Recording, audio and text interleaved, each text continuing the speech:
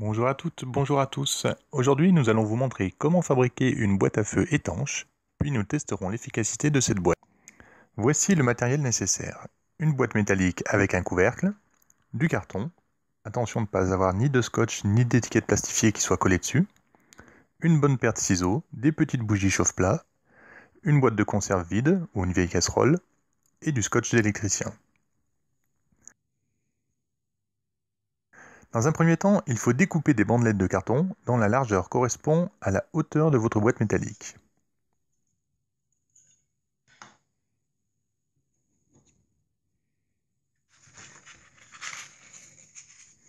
Enroulez ensuite les bandelettes de carton dans la boîte.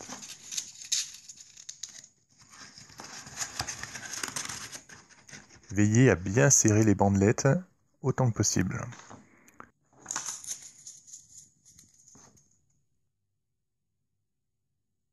À présent, prenez les bougies chauffe-plat, retirez les petites coupelles métalliques. Vous pouvez également utiliser de la paraffine ou bien des morceaux de bougie qui vous restent.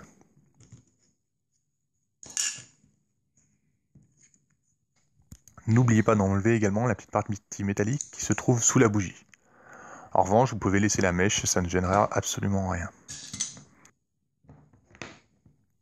Moi, je conseille d'utiliser une vieille boîte de conserve ou une vieille casserole.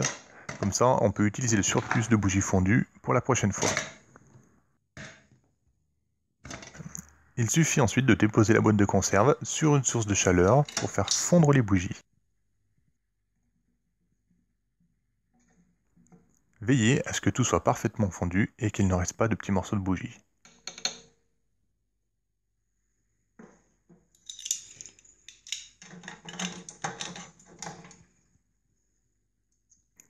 Vous pouvez alors verser délicatement votre préparation sur le carton en veillant à bien répartir la cire partout dans la boîte.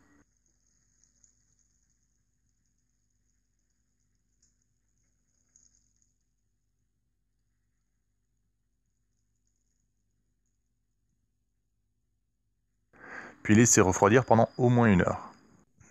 Une fois que la cire a parfaitement refroidi et durci, allumez votre boîte à feu à l'aide d'une allumette ou d'un briquet. C'est une petite astuce, le fait de carboniser le dessus de la boîte permettra plus facilement l'allumage lorsque vous en aurez besoin. Il est également possible d'utiliser des copeaux de bois à la place du carton. Si vous faites de la sculpture ou des petits travaux du bricolage avec du bois sec, vous pouvez récupérer les copeaux. Prenez ensuite une petite boule de coton que vous venez comprimer dans la boîte avant de refermer cette dernière.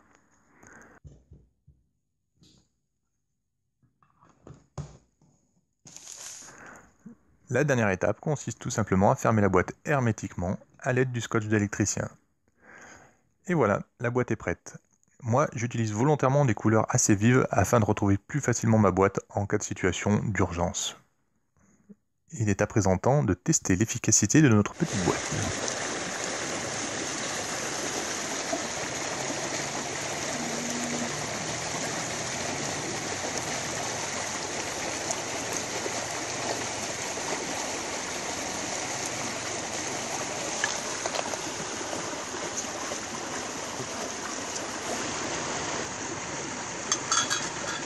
Lorsqu'on ouvre la boîte, on constate que l'intérieur est resté parfaitement sec.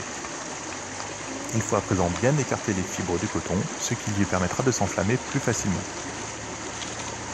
Un petit coup de fire steel et c'est parti, on va pouvoir mettre notre boîte à l'épreuve. Pour préciser les conditions dans lesquelles nous effectuons ces tests, il fait environ 12 degrés. Nous allons tenter de faire bouillir de l'eau en utilisant simplement la chaleur fournie par la boîte à feu. Pour cela, on dépose une gourde en inox de 1 litre remplie d'eau que l'on va couvrir afin de faciliter la montée en température. L'eau qu'on utilise doit être aux alentours de 8 degrés au début du test. C'est parti.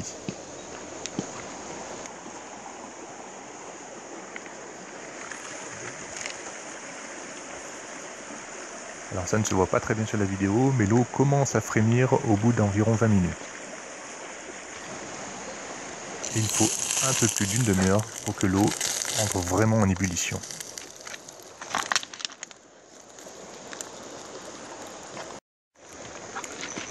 Il sera donc parfaitement possible de purifier de l'eau en la faisant bouillir avec simplement cette petite boîte à feu. La boîte pourra également vous aider à démarrer un feu de bois lorsque le bois est vraiment très humide.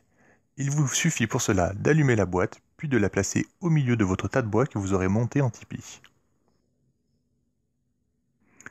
Vous pouvez également utiliser la boîte comme simple moyen d'éclairage, ça fait une excellente source de lumière.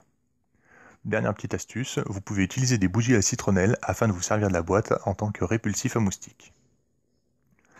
Voilà, nous espérons que cette petite vidéo vous a plu. Merci et à très bientôt.